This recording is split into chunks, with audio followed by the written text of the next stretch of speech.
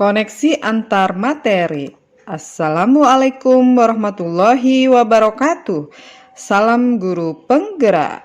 Perkenalkan, saya Fitri Rahmawati, SSI MPD, calon guru penggerak Angkatan 9 Kabupaten Waikanan. Kesimpulan dan refleksi pemikiran Ki Hajar Dewantara, tugas modul 11A8, koneksi antar materi. Inti dari pemikiran Ki Hajar Dewantara diantaranya adalah 1. Pendidikan yang berpihak kepada anak, di mana murid adalah sebagai subjek dalam pembelajaran. Yang kedua, dalam mendidik anak dan mengajar anak, sesuaikan dengan kodrat alam dan kodrat zaman, sehingga kita bisa membekali mereka dalam menghadapi tantangan zaman yang selalu berubah dari waktu ke waktu. Yang ketiga, tujuan pendidikan adalah menuntun anak sesuai dengan kodratnya untuk mencapai keselamatan dan kebahagiaan yang setinggi-tingginya. Dan tujuan pendidikan ini adalah menuntun, bukan menuntut. Seperti halnya filosofi dari Ki Hajar Dewantara bahwa pendidik diibaratkan layaknya seorang petani. Ia hanya dapat menuntun tumbuhnya padi, namun dia tidak bisa menuntut padi untuk tumbuh menjadi jagung.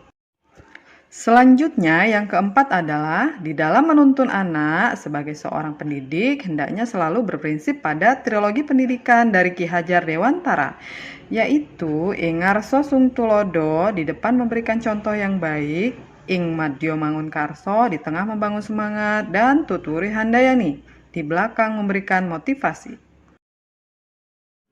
Selanjutnya, dari modul ini ada 3 hal yang ditanyakan, yaitu yang pertama, apa yang Anda percaya tentang murid dan pembelajaran di kelas sebelum Anda mempelajari modul 1.1?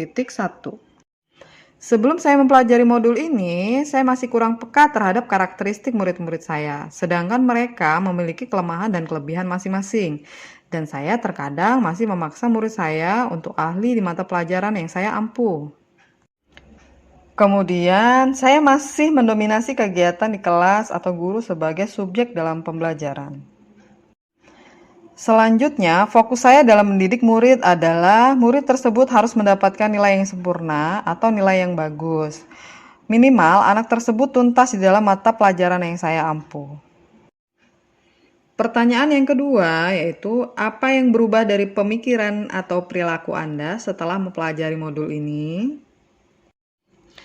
Setelah mempelajari modul ini, saya memiliki pandangan baru tentang murid saya dan bagaimana saya seharusnya menuntun mereka untuk mencapai cita-citanya, yaitu yang pertama, saya paham bahwa setiap anak itu unik, ibarat kertas yang sudah membawa goresan-goresan tersendiri. Kemudian, tugas guru adalah menebalkan goresan positif yang bisa menuntun mereka dalam meraih cita-citanya dan menjadi pribadi yang baik sesuai dengan kodratnya masing-masing. Dan juga secara perlahan menghapus goresan negatifnya. Yang kedua, pembelajaran saya pusatkan kepada murid atau student center. Di sini, guru bukan lagi aktor utama dalam kelas yang mendominasi kelas. Kegiatan di kelas, guru hanya menuntun murid untuk belajar aktif, kreatif, dan bisa berkolaborasi dengan rekan-rekannya yang lain untuk mendapatkan hal baru atau pengalaman yang baru.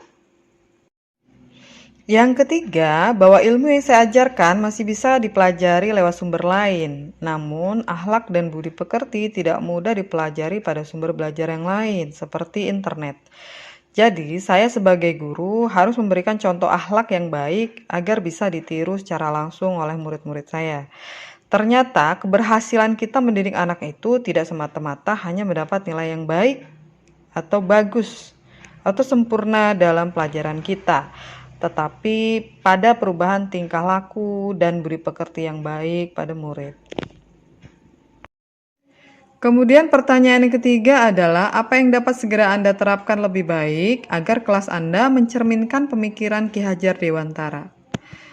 Yang pertama adalah, saya merancang pembelajaran yang menarik, kreatif, dan inovatif sesuai dengan karakteristik murid, dengan berprinsip pada pemikiran Ki Hajar Dewantara bahwa pendidikan harus disesuaikan dengan kodrat zaman, kodrat alamnya. Maka materi ajar pun bisa kita sampaikan dengan memanfaatkan penggunaan teknologi yang ada sesuai dengan kebutuhan dan karakteristik murid generasi zaman sekarang.